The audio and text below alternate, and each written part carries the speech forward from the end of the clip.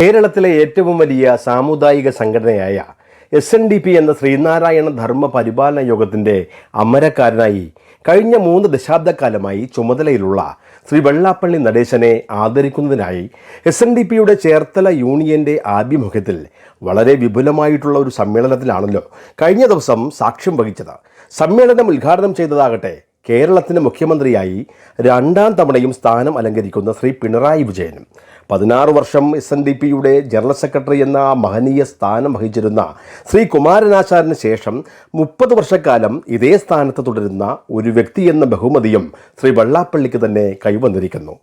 മലപ്പുറത്ത് നടന്ന SNDPയുടെ ഒരു യോഗത്തിൽ വെച്ച് വെള്ളാപ്പള്ളി പറഞ്ഞ ചില യാഥാർത്ഥ്യങ്ങൾ അത് ദഹിക്കാതിരുന്ന മുസ്ലിം ലീഗും ചില വർഗീയ കക്ഷികളും അദ്ദേഹത്തിനെതിരെ വാളോങ്ങി നിൽക്കുന്ന സമയത്താണ് ഈ ചേർത്തലയിലെ ഈ സമ്മേളനം നടന്നത് എന്നത് വളരെ ആകാംക്ഷയായി കരുതിയിരുന്നു. ലീഗിന് കുടപിടിച്ചുകൊണ്ട് ചില തൽപര കക്ഷികളായിട്ടുള്ള കോൺഗ്രസ്സുകാരും രംഗത്ത് വന്ന വെള്ളാപ്പള്ളിയെ ഒരു വർഗീയവാദിയായി ചിത്രീകരിക്കുവാനുള്ള വളരെ ബോധപൂർവമായിട്ടുള്ള ശ്രമവും നടത്തിയിരുന്നുവല്ലോ. എന്നാൽ ഈ അവസരത്തിൽ നടന്ന അനുമോദന സമ്മേളനത്തിൽ മുഖ്യമന്ത്രിയെ കൂടാതെ കേരളത്തിലെ നിയമസഭയിലെ ഏറ്റവും പ്രധാനപ്പെട്ട മന്ത്രിമാരായിട്ടുള്ള P. പ്രസാദും P. രാജീവും VN വാസവനും സജി ചെറിയാനും അടക്കമുള്ളവരും പങ്കെടുത്തു എന്നുള്ളത് അത് എടുത്തു കാണേണ്ട ഒരു സവിശേഷത തന്നെയാണ്.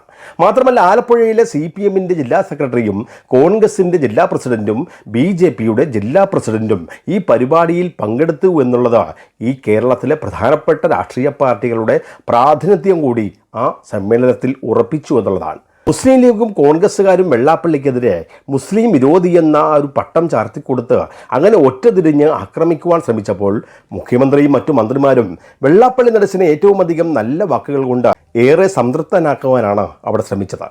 മതനിരപേക്ഷത ഉയർത്തിപ്പിടിച്ച ഒരു സാമുദായിക നേതാവായ വെള്ളാപ്പള്ളി നടേശൻ തൻ്റെ സമുദായ അംഗങ്ങൾക്ക് സമൂഹത്തിൽ ഏറെ ആത്മാഭിമാനത്തോടെ ഉയർന്നു നിൽക്കുവാൻ അങ്ങനെ സാധിക്കത്തക്ക തരത്തിൽ പ്രവർത്തിച്ച ഒരു കർമ്മശേഷിയും നേതൃപാഠവുമായിട്ടുള്ള ഒരാളാണെന്നാണ് പിണറായി വിജയൻ അവിടെ പറഞ്ഞത്. ഈഴവരാതി പിന്നോക്ക ആഭിമുഖ്യം ഏറ്റവും കൂടുതലുള്ള CPM സത്യത്തിൽ SNDPയോട് ഒരു പോർമുഖം ആഗ്രഹിക്കുന്നില്ല. കാരണം SNDPയോട് ഒരു അകലം CPM പാലിച്ചാൽ അതിൻ്റെ ഭവിഷ്യത്ത് ഏറ്റവും കൂടുതൽ അനുഭവിക്കാൻ പോകുന്നതും അവർ തന്നെയാണെന്നതും ഈ പാർട്ടിക്ക് നന്നായി അറിയാം. SNDP ഇടക്കാലത്ത് കേന്ദ്രത്തിൽ അധികാരമുള്ള BJPയോട് ഒരു അടുപ്പം കാണിച്ചതും SNDP തന്നെ മുൻകൈയെടുത്ത് കേരളത്തിൽ പ്രവർത്തനം ആരംഭിച്ച് കഴിഞ്ഞ 9 വർഷമായി BJP നയിക്കുന്ന NDA സഖ്യത്തിൽ നിൽക്കുന്ന BDJS അതും വെള്ളാപ്പള്ളി നടേശൻ്റെ മകൻ തുഷാർ വെള്ളാപ്പള്ളി തന്നെ അതിന് നേതൃത്വം നൽകുന്നതും CPMനെ സംബന്ധിച്ച് ചില്ലറ വിഷമം ഒന്നുമല്ല അവർക്ക് ഉണ്ടായിട്ടുള്ളത്. BJPയുമായിട്ടുള്ള SNDPക്ക് ഉണ്ടായിട്ടുള്ള ഈ ഇടക്കാലത്തെ അടുപ്പം കഴിഞ്ഞ പാർലമെൻറ്റ് തിരഞ്ഞെടുപ്പിൽ CPM അത് നല്ലതുപോലെ തിരിച്ചറിഞ്ഞതുമാണ്. പാരമ്പര്യ പിന്നോക്ക സമുദായങ്ങളെ അങ്ങനെ തൃണവൽക്കരിച്ചുകൊണ്ട് സംഘടിത മതന്യൂനപക്ഷങ്ങളുടെ വോട്ട് ലക്ഷ്യമാക്കി നീങ്ങിയ CPM തിരഞ്ഞെടുപ്പിലെ ദയനീയമായിട്ടുള്ള തോൽവിയിലൂടെ മനസ്സിലാക്കിയിട്ടുമാണ് SNDP അടക്കമുള്ള പിന്നോക്ക സമുദായങ്ങളെ ഇനി പിണക്കരുതെന്ന്. അതുകൊണ്ട് തന്നെയാണ് പിണറായി വിജയൻ ഒരേ സമയം തന്നെ SNDPയുടെയും മറ്റ് KPMSൻ്റെയൊക്കെ പരിപാടിയിലും പങ്കെടുക്കുവാൻ തയ്യാറായത്. മലപ്പുറം കേന്ദ്രീകരിച്ച് വെള്ളാപ്പള്ളിക്കെതിരെ പടയും പട്ടാളവുമായി ഇറങ്ങിയ മുസ്ലിം ലീഗ് അടക്കമുള്ളവർക്കൊരു ചുട്ട മറുപടി തന്നെയാണ് പിണറായി സമ്മേളനത്തിൽ അവിടെ നൽകിയത്. ഏതായാലും സാക്ഷാൽ പിണറായിയെ വേദിയിലെത്തിക്കൊണ്ട് തന്നെ SNDPയുടെ ജനറൽ സെക്രട്ടറി വെള്ളാപ്പള്ളി നടേശൻ വളരെ അസന്നിഗ്ധമായി തന്നെ പലതും അവിടെ സൂചിപ്പിക്കുകയും ചെയ്തു.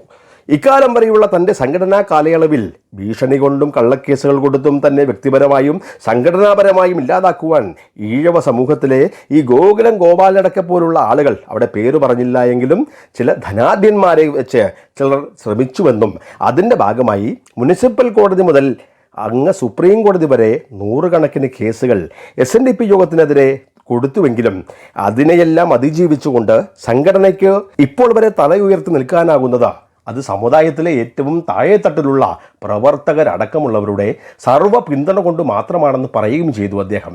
ഇന്ത്യയിൽ തന്നെ ഇനി അവശേഷിക്കുന്ന CPM ഭരിക്കുന്ന ഏക സംസ്ഥാനമായി കേരളത്തിൽ 3ാമതും ഒരു തുടർഭരണം ആഗ്രഹിക്കുന്ന CPM അത് സാധ്യമാകണമെങ്കിൽ SNDP അടക്കമുള്ള പിന്നോക്ക ദളിത് സമൂഹത്തിൻ്റെ പിന്തുണ അത് ഉറപ്പാക്കിയേ തീരൂ.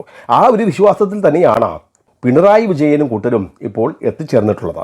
എന്നാൽ നാളുകളേറെയായി SNDPയുടെ തിരഞ്ഞെടുപ്പ് പോലും കൃത്യമായി നടത്തുവാൻ സാധിക്കാത്ത തരത്തിൽ തീരുമാനങ്ങൾക്കുമേൽ ഇങ്ങനെ അടയിരിക്കുന്ന LDF ഗവൺമെൻറ്റിൻ്റെ ഏറ്റവും പുതിയ നയങ്ങൾക്കും സമീപനങ്ങൾക്കും ഏത് നിലയ്ക്കുള്ള നിലപാടായിരിക്കും ശ്രീനാരായണീയർ കൈക്കൊള്ളുക എന്നുള്ളത് അത് കാത്തിരുന്ന് കാണേണ്ടതാണ്.